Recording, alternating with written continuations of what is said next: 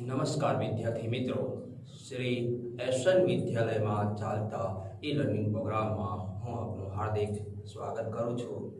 ધોરણ 8 વિષય સામાજિક વિજ્ઞાન, એકમ 6 માનવ સંસાધન.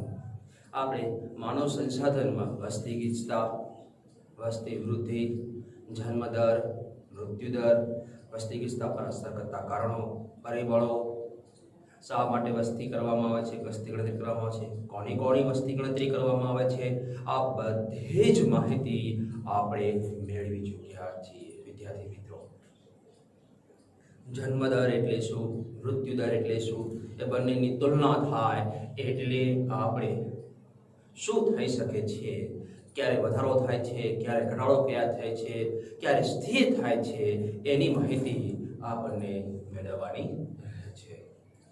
હવે આપણે વિદ્યાર્થી મિત્રો જોવાનું છે, આજે માનવ સંસાધનની અંદર જોવા જઈએ તો કે વ્યવસાયિક માળખું જોવાનું છે.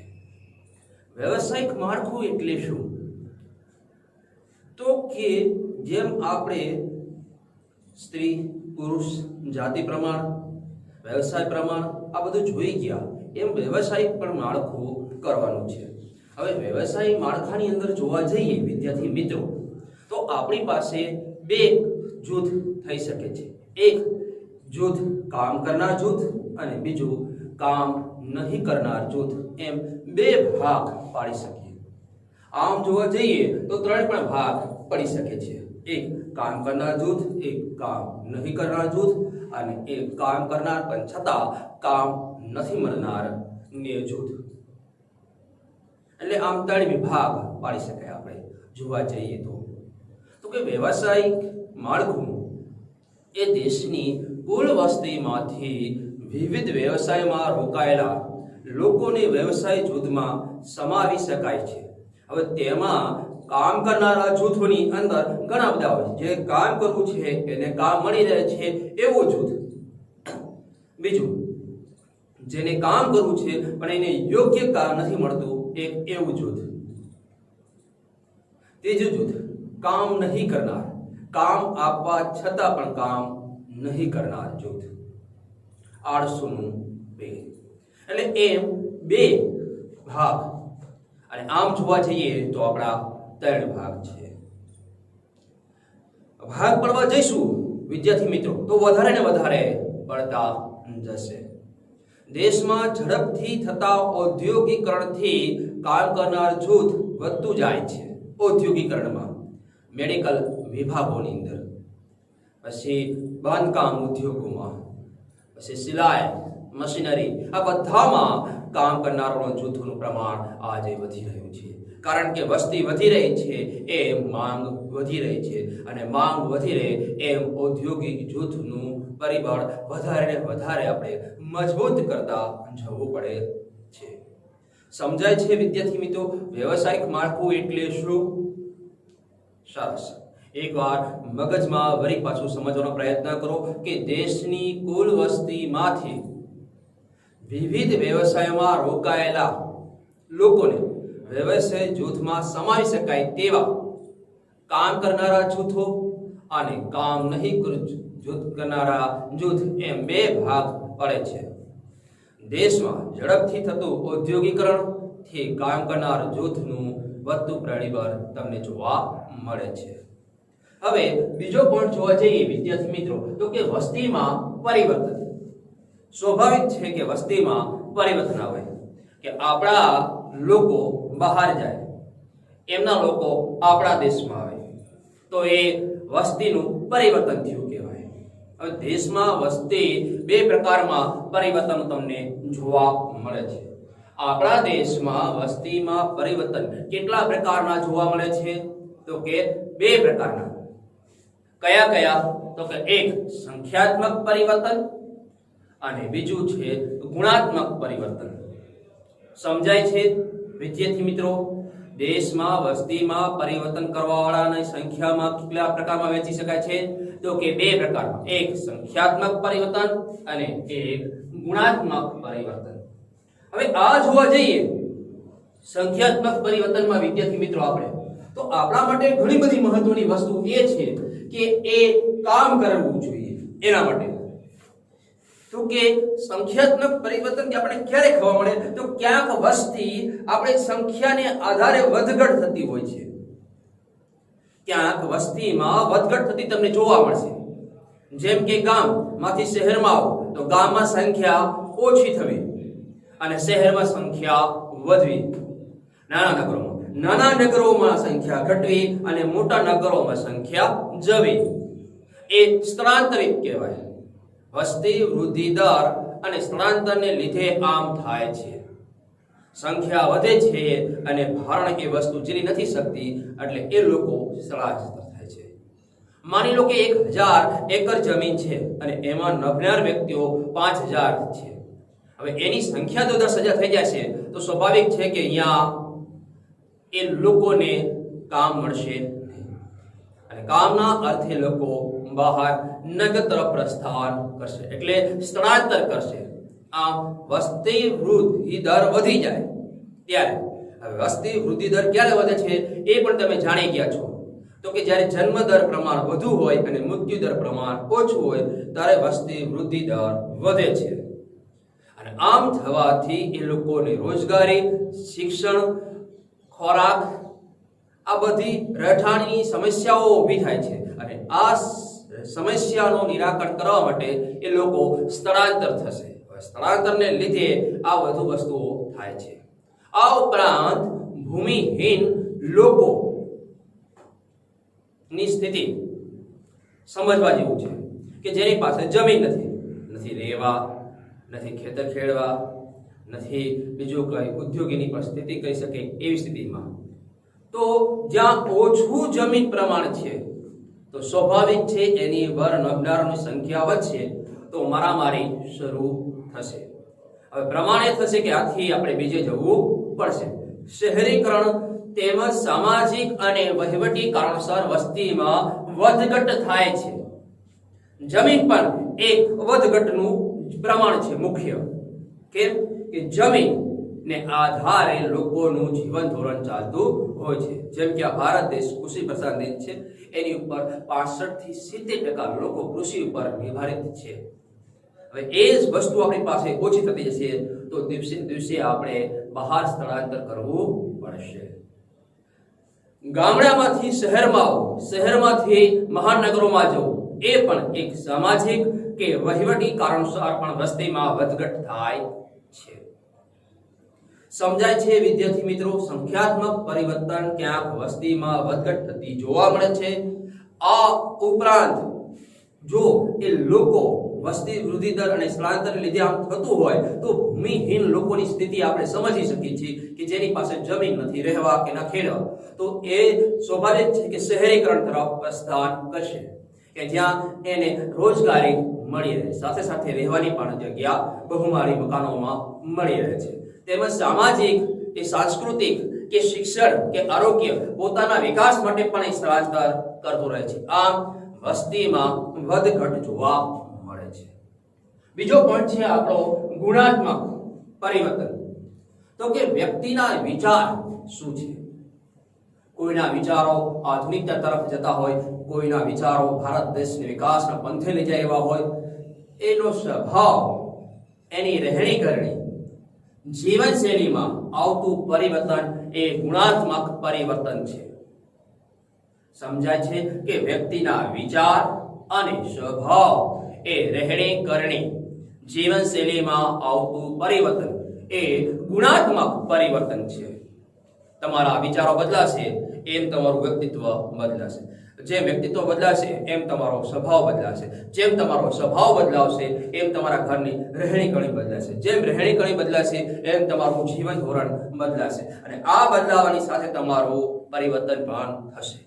માની લો કે તમારી પાસે જે જિંદગી પહેલા જીવતા હતા તમારા પિતાના પિતા અને આજ જીવે છે એનો બહુ મોટો તફાવત છે. હવે હું ઉદાહરણ તરીકે લઈએ તો કે એક તહેવાર છે. ગુણાત્મકમાં આપણે ઉદાહરણ જોવા જઈએ તો એક સમય તહેવારનું મહત્વ કેટલું બધું વિશેષ હતું અને આજ જુઓ તહેવાર મતલબ એક રજા, આનંદ, બસ આરામ અથવા બહાર ફરવા માટે. આ એક રહેણી કરણી છે. રવિવાર મતલબ હોટલ તરફ પ્રસ્થાન. એક તરફ રવિવાર એટલે પરિવાર સાથેની જિંદગી, તહેવાર સાથેની. એક તરફ હપ્તો એટલે આરામ અને પરિવાર સાથેનો સમય.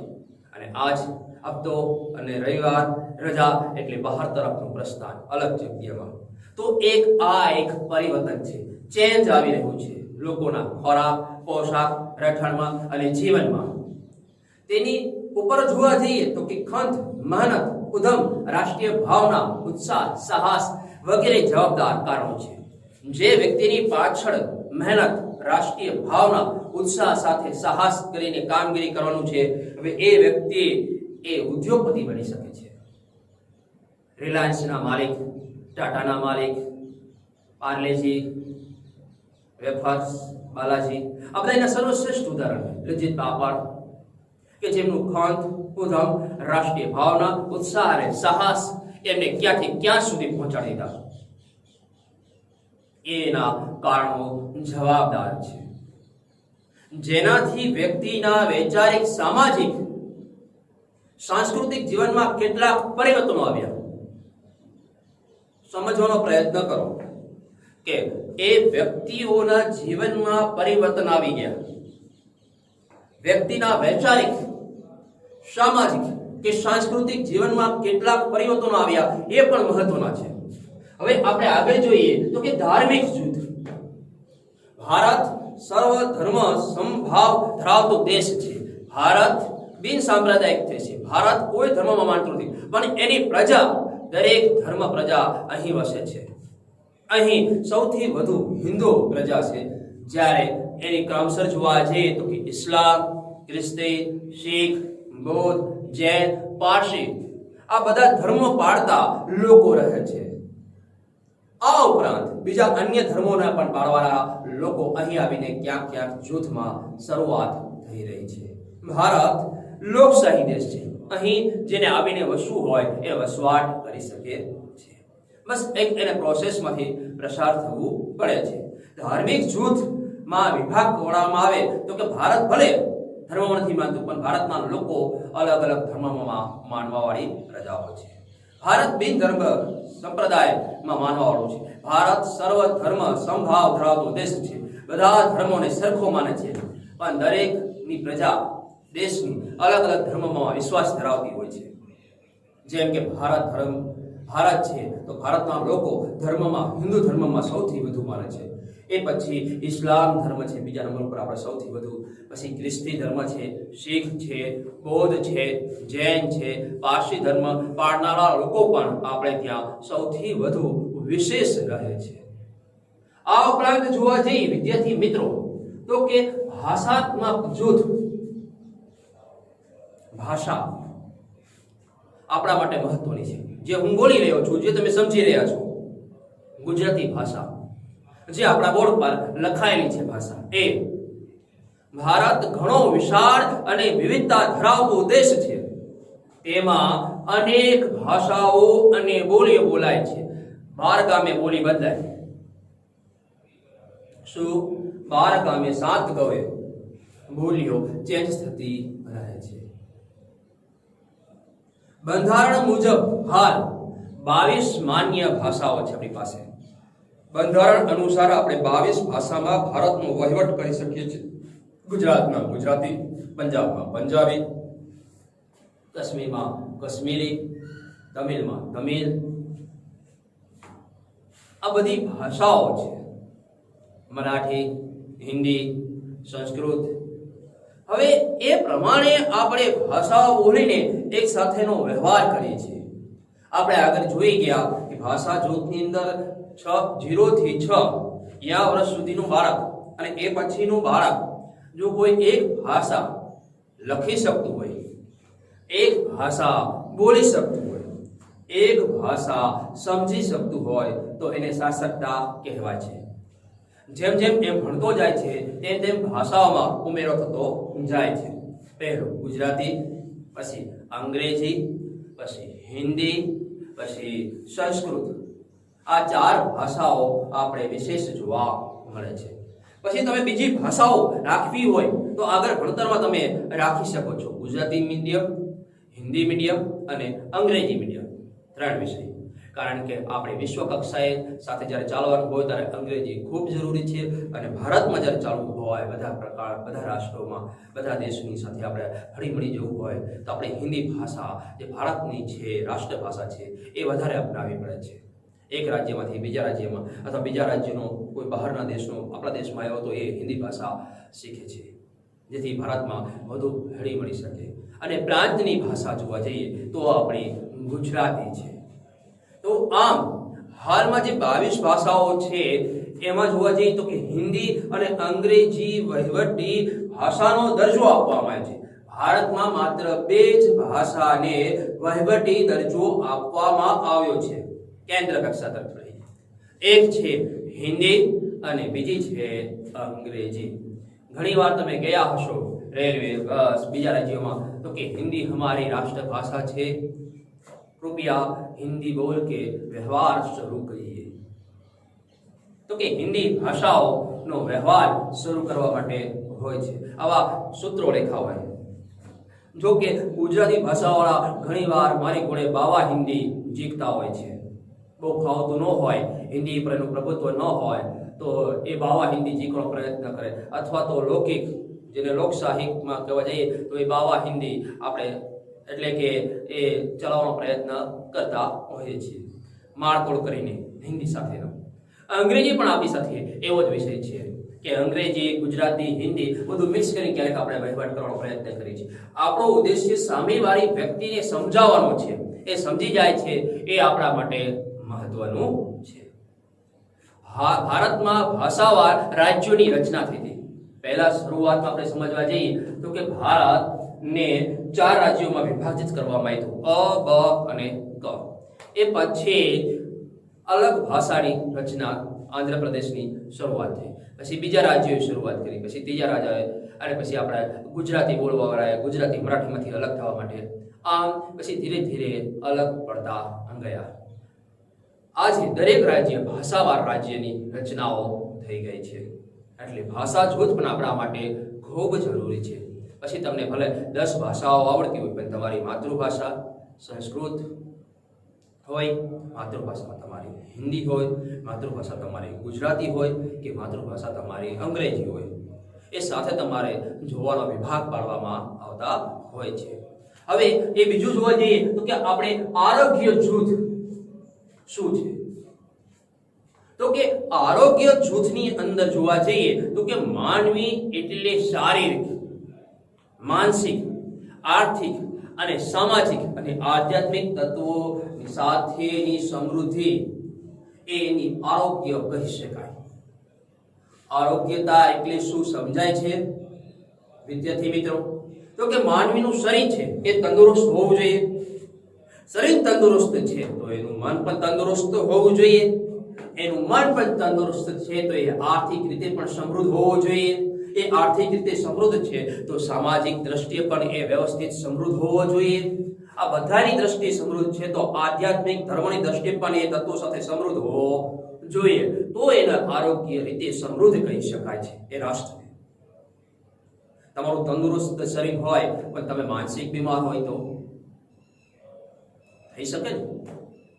સરસ, વેરી ગુડ. તો કે આરોગ્ય જૂથ એટલે ની અંદર આરોગ્ય શેને કહેવાય છે એ સમજવાનો પ્રયત્ન વધુ કરવો જોઈએ વિદ્યાર્થી મિત્રો. તો કે માનવીનું આરોગ્ય એટલે શારીરિક, માનસિક, આર્થિક, સામાજિક અને આધ્યાત્મિક તત્વો સાથેની સમૃદ્ધિ આરોગ્ય કહી શકાય. તો હવે ઉત્તમ કક્ષાનું આરોગ્ય એ રાષ્ટ્રના વિકાસની પ્રક્રિયાને ઝડપી બનાવે છે. જો આ બધું રીતે આરોગ્ય જૂથ પ્રબળ હશે તો આપણે ઝડપી આપણા રાષ્ટ્રનો વિકાસ કરીશું. કદાચ વિશ્વમાં મહાસત્તા ભારત બની શકશે. જેમ 7 વ્યક્તિઓમાં એક ભારતીય છે એમ સમૃદ્ધ વિશ્વની અંદર 7માંથી 5 ભારતીયો હોઈ શકે છે. અને એના માટે આપણે સતત પ્રયત્નશીલ થવું પડશે. ચાલો સમજવા જઈએ તો કે રાષ્ટ્રના વિકાસ માટે તંદુરસ્ત માનવ વસ્તીનું યોગદાનનું મહત્વ શું છે, કેમ, તો તેનું ચિંતન આપણે કરવાનું છે. રાષ્ટ્રના વિકાસ માટે તંદુરસ્ત માનવ વસ્તીનું યોગદાન મહત્વનું છે. કેમ તેનું ચિંતન પણ આપણા માટે ખૂબ જરૂરી છે.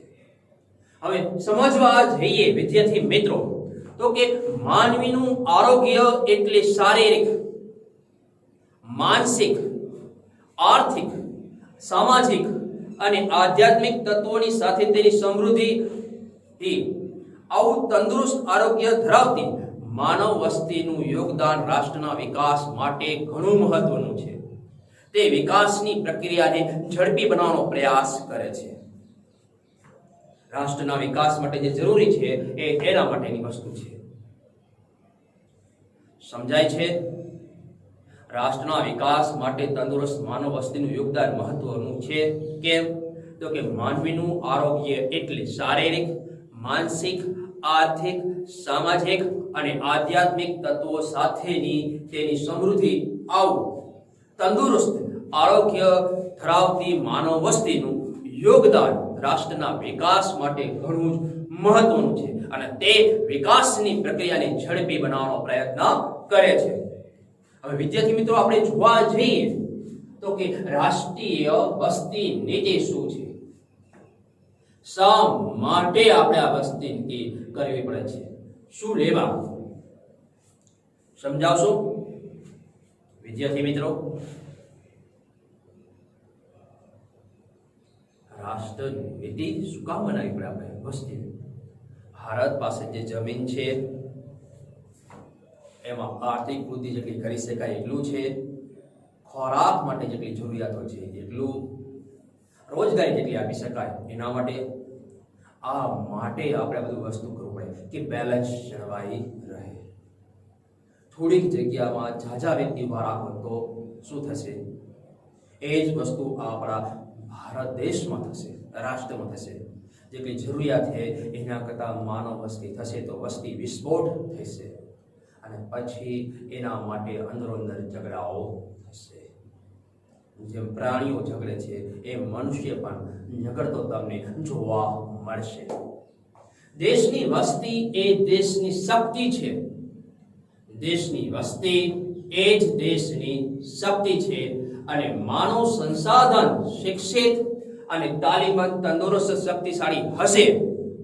શું વિદ્યાર્થી મિત્રો કે માનવ સંસાધન શિક્ષિત અને તાલીમબદ્ધ તંદુરસ્ત અને શક્તિશાળી હશે તો જ દેશનો વિકાસ થશે, નહીતર જોઈએ એવો વિકાસ થશે નહીં.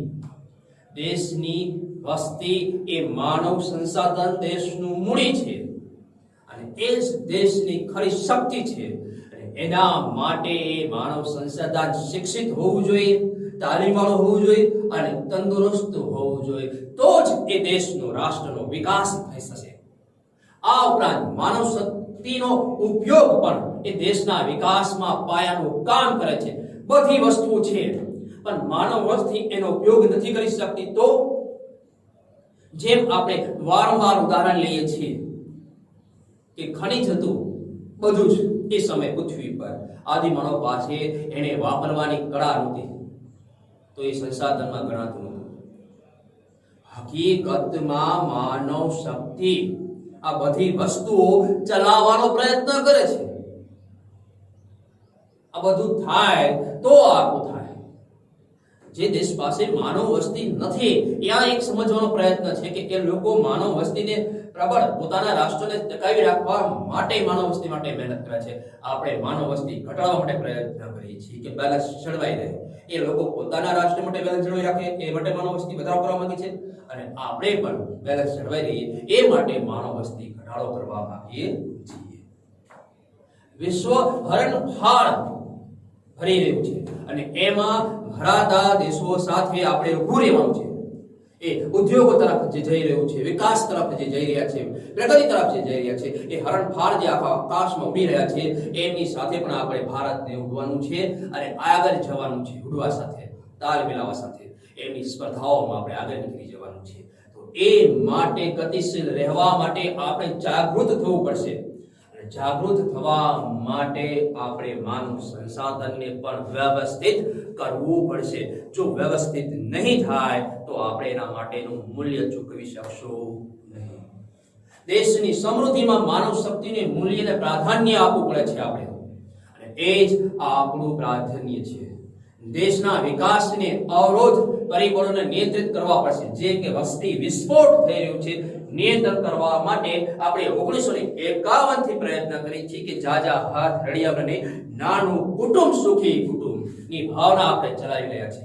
વસ્તી નીતિના ભાગરૂપે આયોજન જેવી કે પોષક આહાર યોજનાઓ, ખોરાક માટેની યોજનાઓ, આ ઉપરાંત તંદુરસ્ત માટેની માતા માટેની યોજનાઓ, શિશુ સંભાળ રાખી શકાય એ માટેની સારવારો, સ્વચ્છ પાણી મળી રહે એ માટેની યોજનાઓ, શાળામાં ચાલતા બાળકોનું ધ્યાન રાખવા માટેના આરોગ્ય કાર્યક્રમો, શાળામાં તપાસ માટેના ડોક્ટરો મૂકવામાં આવે છે દર વર્ષે. એ કાર્યક્રમો બાળ અધિકારોનું રક્ષણ થાય એ માટે એમને ચલાવવામાં પુસ્તકોમાં આવતા રાષ્ટ્ર ભાષાની અંદર પાઠ્ય પુસ્તકો અથવા તો બીજા પુસ્તકો આ વેગવાન બનાવવા પડશે. જો આ વેગવાન બનાવશું તો આપણે જલ્દી પંચવર્ષીય યોજનાઓ સફળ કરી શકશું. જે પાણી યોજના છે, શાળા આરોગ્ય કાર્યક્રમ યોજના છે, માતા શિશુ સંભાળની સારવાર યોજનાઓ છે, પોષક આહાર માટેની યોજનાઓ છે, આ બધું જ આપણે ત્યારે સક્ષમ કરી શકશું જ્યારે આપણે સ્વયં આ બધામાં ભાગ લેતા થશું. અને પંચવર્ષીય યોજનાઓ જ્યારે સફળ થશે ત્યારે આપણું રાષ્ટ્ર આર્થિક રીતે સમૃદ્ધ બની જશે, સક્ષમ બની જશે, અને આપણે તેના જાગૃત બનીને સહકાર આપીશું તો જ આ યોગદાનમાં આપણે સફળ થઈશું, કટિબદ્ધ બનીશું. તો એના માટે તમારા અમુક પ્રકારના સૂત્રો તમારે વાપરવા પડશે. સ્વચ્છ ભારત, સમૃદ્ધ ભારત. સ્વચ્છ ભારત, સમૃદ્ધ ભારત. શારીરિક તંદુરસ્ત આપણું શરીર, માનસિક સમૃદ્ધ નાગરિક એ જ દેશને સમૃદ્ધ દેશ આપણો. શારીરિક માનસિક સમૃદ્ધ નાગરિક એ જ સમૃદ્ધ દેશ, બીજો કોઈ દેશ સમૃદ્ધ નહીં. ઓછા બાર જય ગોપાલ, ઓછા બાર જય ગોપાલ. हम दो हमारे दो, अथवा तो हम दो हमारा एक, हम दो हमारा एक, हम दोनों एक हमारा एक, हम दो हमारे दो, हम दो हमारा एक, हम दोनों एक हमारा एक. નાનું કુટુંબ સુખી કુટુંબ જેવા સૂત્રોનો આપણે અમલ કરવો પડશે. સમજાય છે વિદ્યાર્થી મિત્રો? સરસ. અહીં આપણે પાઠ પૂર્ણ કરી છે. આ પાઠની અંદર પરીક્ષામાં પૂછાઈ શકાય એવો મહત્વનો પ્રશ્ન મેં તમને બોર્ડ ઉપર લખીને સમજાવવાનો પ્રયત્ન કર્યો છે કે માનવ સંસાધનને રાષ્ટ્રની મહત્વની મૂડી શા માટે ગણી શકાય છે. ચલો ધ્યાન રાખો. માનવ સંસાધનને રાષ્ટ્રની મહત્વની મૂડી શા માટે ગણી શકાય? જેની પાસે પાઠ્યપુસ્તક છે એ પાઠ્યપુસ્તક લઈને સાઈડમાં રાખો. જેની પાસે ફેર નોટ છે ફેર નોટ રાખે, રફ નોટ હોય રફ નોટ, અથવા તો અમસ્તું જે ખાલી 20-25 પેજ જેને રાખવાના આપણે સલાહ આપી હતી એ 20-25 પેજમાં આ પ્રશ્ન લખવાનો પ્રયત્ન કરો. જો પરીક્ષામાં પ્રશ્ન પૂછાય સરકારી અથવા તો આપણી સ્કૂલની પરીક્ષામાં પૂછાય તો તમે આ પ્રશ્નનો જવાબ આ રીતે વ્યવસ્થિત લખી શકો છો પોઈન્ટ વાઇઝ. આમ તો આના જાજા પોઈન્ટ પાડી શકીએ છીએ, પણ 4 પોઈન્ટ આપણે 4 માર્ક્સ માટે અતિ મહત્વના છે એટલા માટે આપણે 4 રાખ્યા છે. માનવ સંસાધન એ રાષ્ટ્રની મહત્વની મૂડી છે એ નીચે મુજબ આપણે ગણી શકીએ છીએ. એક પોઈન્ટ ઉમેરજો જવાબની અંદર. માનવ સંસાધનને રાષ્ટ્રની મહત્વની મૂડી ગણી શકાય છે જે નીચે મુજબ છે. લખાઈ ગયું પ્રશ્ન? પછી આ પોઈન્ટ લખાઈ ગયો. માનવ સંસાધનને રાષ્ટ્રની મહત્વની મૂડી ગણી શકાય છે જે નીચે મુજબ છે. ચલો પ્રશ્ન અને આ પોઈન્ટ હંમેશા આવા પોઈન્ટ લખવાનો આગ્રહ રાખો એટલે જેથી તમારો પ્રશ્નનો જવાબ વધારે સુંદર રીતે દેખાય. હવે એની અંદર આપણે પહેલો પોઈન્ટ જોઈએ. કોઈ પણ રાષ્ટ્રના વિકાસ માટે વિવિધ સંસ્થાઓની જરૂર પડે છે અથવા તો વિવિધ સંસાધનોની જરૂર પડે છે. કેમ કે એ સંસ્થા દ્વારા સંસાધનનો વિકાસ કેવી રીતે કરી શકાય છે એ સમજવું જરૂરી છે. માની લો કે સંસાધન આપણી પાસે લોખંડ છે, પણ એનો ઉપયોગ કરવા માટે એક સંસ્થા એટલે કંપની જરૂરી છે, જે આપણને માટીમાંથી લોખંડ અલગ પાડી દે, પછી એની વિભાગો બનાવે અને જોઈતી વસ્તુઓ આપણને બનાવી આપે. એટલા માટે તમે સંસ્થા અને સંસાધન જરૂરી છે આપણા માટે. માનવ સંસાધન તેમાં સૌથી મહત્વનું છે, કારણ કે વિકાસની કોઈ પણ યોજના માટે કુશળ માનવ શક્તિની જરૂર પડે છે. શું લોખંડ, સોનું આદિ માનવ વખતે નહોતું? હતું જ, પણ એ વાપરી શકતા નહોતા. એની યોજના બનાવીને કુશળ માનવ શક્તિની બુદ્ધિનો ઉપયોગ કરીને જે આપણે આજે આધુનિક માનવ કરી શક્યો છે. પહેલો પોઈન્ટ નોંધવાનો પ્રયત્ન કરો. કોઈ પણ રાષ્ટ્રના વિકાસ માટે વિવિધ સંસાધનોની જરૂર પડે છે. માનવ સંસાધન તેમાં સૌથી મહત્વનું છે, કારણ કે વિકાસની કોઈ પણ યોજના માટે કુશળ માનવ શક્તિ જરૂરી પડે છે અથવા તો જરૂર પડે છે. પહેલો પોઈન્ટ ક્લિયર થયો વિદ્યાર્થી મિત્રો. હવે આપણા બીજા પોઈન્ટ તરફ ગતિ કરીએ. માનવીને કુદરતી બુદ્ધિ, જે આપણા મગજ કહીએ છીએ, વિચારવાની શક્તિ, મહત્વાકાંક્ષાઓ, નિર્ણયો લઈને તેનો અમલ કરવાની શક્તિ વગેરે બક્ષિત આપી છે. જો કે બીજા પ્રાણીઓને આપી પણ છે, પણ આપણી જેટલી સમૃદ્ધ વસ્તુ એમને આપી શકા નથી. આથી યોગ્ય શિક્ષણ અને તાલીમ પામેલા માનવો એ રાષ્ટ્રની મોટી મૂડી બની શકે છે, કારણ કે રાષ્ટ્રને વધુ સમૃદ્ધ બનાવી શકે છે નવી નવી શોધો કરીને, નવી નવી દવા બનાવવા, નવી નવી રસીઓ બનાવીને. માનવીને કુદરતે બુદ્ધિ, વિચાર શક્તિ, મહત્વાકાંક્ષાઓ, નિર્ણયો લઈને તેનો અમલ કરવાની શક્તિ વગેરેની બક્ષિત આપી છે. આથી યોગ્ય શિક્ષણ અને તાલીમ પામેલા માનવો રાષ્ટ્રની મોટી મૂડી બની શકે છે. સમજાય છે? માનવીને કુદરતે બુદ્ધિ, વિચાર શક્તિ, મહત્વાકાંક્ષાઓ, નિર્ણયો લઈને તેનો અમલ કરવાની શક્તિ વગેરે બક્ષિત આપી છે. આથી આરોગ્ય શિક્ષણ અને તાલીમ પામેલા માનવો એ રાષ્ટ્રની મોટી મૂડી બની શકે છે. સમજાઈ ગયું પોઈન્ટ? તમે જે બુદ્ધિ છે એ બુદ્ધિથી તમે અવનવી શોધો કરો છો. જેમ કે પહેલા ટ્રેન વાળો મોબાઈલ હતો, ઘુમેડવાળો, આજ આપણે બોલવી છીએ અને કોલ લાગે છે. જે વિચારીએ છીએ એ કરવાની શક્તિ આપણી પાસે છે. પહેલા એક સમય આપણે પંખો પવન માટે હતો, હાથ પંખો, આજે ફેન, પંખા અને આપણે એસી સુધી પહોંચી ગયા છે. મહત્વાકાંક્ષાઓ એ નાનપણમાંથી ઊંચા તરફ પગલા જોયા હતા. આજે આપણે ઉદ્યોગપતિઓ બની શકવાની ક્ષમતા ધરાવી છે. એક સમય આપણી પાસે ચાલવા માટે ચંપલ પણ પગમાં નહોતા. આજ એની જગ્યાએ BMW ગાડી છે. એ મહત્વાકાંક્ષાઓ આપણે પૂરી કરવા માટે, અથવા તો લીધેલા નિર્ણયો કે હું આજ કામ કરીને દઈશ, એ નિર્ણયોને અમલ કરવા માટેની શક્તિ એ મનુષ્યમાં છે. એના કારણે એ શિક્ષણ અને તાલીમ જો પામેલો હોય તો એ નવું રાષ્ટ્ર ઉભું કરી શકે છે, અને તાલીમ વાળો બની શકે છે, અને ડિસિપ્લિન વાળો બની શકે છે. ઘણી બધી સમસ્યાઓ સોલ્વ કરી શકે છે. જેમ કે ડાબી સાઈડ જવાની અને જમણી સાઈડ આવવાની. એક ધારી લિમિટમાં તમે ચાલતા આવતા રહો તો ટ્રાફિકની સમસ્યા ઘણી સોલ્વ થાય. એકબીજાના કાવા મારીને કાઢવા કરતા એકબીજા સાથે શાંતિથી નીચે તરફ પ્રસ્થાન કરો એટલે ઝડપી પરિવહન થઈ શકે છે. ટ્રાફિકની સમસ્યા આપણે શું કરવી છે? એકબીજાને કાવા મારીને બહાર કાઢવાનો પ્રયત્ન કરવી છે, જેમાં ભટકાય છે, અકસ્માત થાય છે, મૃત્યુ પામે છે. એક તરફ જવાનું અને એક તરફ આવવાનું રાખો લિમિટમાં, સ્પીડમાં, તો કશું કંઈ થતું નથી. ત્રીજો પોઈન્ટ જોવા જઈએ, માનવીની તાલીમ માટે શિક્ષણ અને તંત્ર જ્ઞાન ખૂબ જ જરૂરી છે. તમે જે આપી રહ્યા છો સામેવાળાના પાત્રના મગજમાં ઘૂસવું જરૂરી છે. એ નહીં હોય તો એ કઈ કરી શકાશે નહીં. આના લીધે જે તે પોતાના કાર્યો કુશળતાથી કરી શકે છે. આ માટે દેશમાં 100% સાક્ષરતા હોવી ખૂબ જરૂરી છે. માનવી તાલીમ અને જે શિક્ષણ આપણે આપીશું એ તંત્ર જ્ઞાન આપવું ખૂબ જરૂરી છે અને એના લીધે એ કાર્ય કુશળતા એનામાં ઉતરવી પણ જરૂરી છે.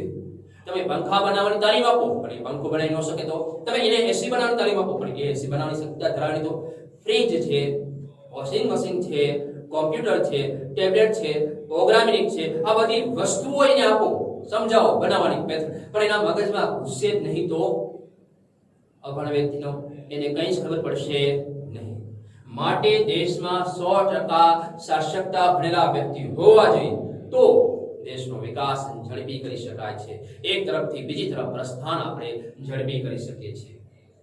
ચોથો પોઈન્ટ જોવા જઈએ વિદ્યાર્થી મિત્રો તો કે દેશની વસ્તીમાં કામ કરનારા વય જૂથનું પ્રમાણ મોટું હોવું જોઈએ, જેથી આપણે એનો માનવ શક્તિનો ઉપયોગ કરી શકીએ. મશીનરી જગ્યાએ માનવ શક્તિ જેટલી વાપરે એટલી વાપરી શકીએ છીએ.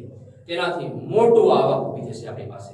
એક તો માનવ શક્તિ વપરાશે અને બીજું એ આપણે બહુ મોટા પ્રમાણમાં બધું ઉત્પાદન કરી શકશું અને સારી ગુણવત્તાવાળી વસ્તુઓ પણ આપણે મૂકી શકશું. તેના માટે ભારતમાં જન્મદર નિયંત્રણ કરવાની જરૂરી છે. જે આજે આપણે ઝાઝા હાથ રડ્યામાં વારંવાર તમને સમજાવવાનો પ્રયત્ન કરું છું, એ જન્મદર આપણે નિયંત્રણ કરતા રહેશું તો માનવ મસ્તિષ્ક સ્થિર થશે, તો માનવ શક્તિ પણ એની સાથે યંત્ર શક્તિ પણ વાપરી શકશું. બંને સક્ષમ છે. જેમ જાપાન વાપરી રહ્યું છે એમ ભારત પણ વાપરી શકશે અને સમૃદ્ધ બનશે, તંદુરસ્ત રહેશે. આ રીતે સુરક્ષિત, સુશિક્ષિત, શારીરિક માનસિક રીતે તંદુરસ્ત કેળવાયેલું માનવ સંસાધન એ સંસાધન જોવા જઈએ તો રાષ્ટ્રની સૌથી મહત્વની મૂડી ગણી શકાય, કારણ કે યોગ્ય મનુષ્ય એ જ આ બધું વસ્તુઓ નિર્માણ કરી શકે છે. આ રીતે સુશિક્ષિત કેળવાયેલું માનવ સંસાધન એ રાષ્ટ્રની સૌથી વધુ મહત્વની મૂડી ગણી શકાય છે. આ પ્રશ્ન જરા લખી લો વિદ્યાર્થી મિત્રો. તમે પેન્સિલ, બોલ પેન તમારી પાસે જે કંઈ હોય એ પાઠ્યપુસ્તકને આધારે તમે ટીક કરતા જાઓ અથવા તો અંદર વ્યવસ્થિત ઉતારતા જાઓ, જેથી તમે આગળ આ વસ્તુ તમે ચલાવી શકો. જો પરીક્ષામાં પૂછાયા 4 માર્ક્સમાં તો તમે 4 માર્ક્સનો પ્રશ્નનો જવાબ તમે આરામથી આપી શકો છો. લખી જાય એટલે કહો કે હવે લખાઈ ગયો છે, એટલે આપણે આ પાઠ પૂરો કરવી, અહીં આપણે લેક્ચર પૂરો કરીએ. અથવા તમારા મોબાઈલથી વિડિયો ક્વોલિટી સારી વધારીને એકવાર આ નો સ્ક્રીનશોટ પાડી લો, જેથી તમે આગળ લખી શકો. ચલો, અહીં આપણે આ લેક્ચર પૂરો કરીએ છીએ. નવા લેક્ચરમાં નવા પાઠ સાથે મુલાકાત કરીશું વિદ્યાર્થી મિત્રો. નમસ્કાર, જય હિન્દ.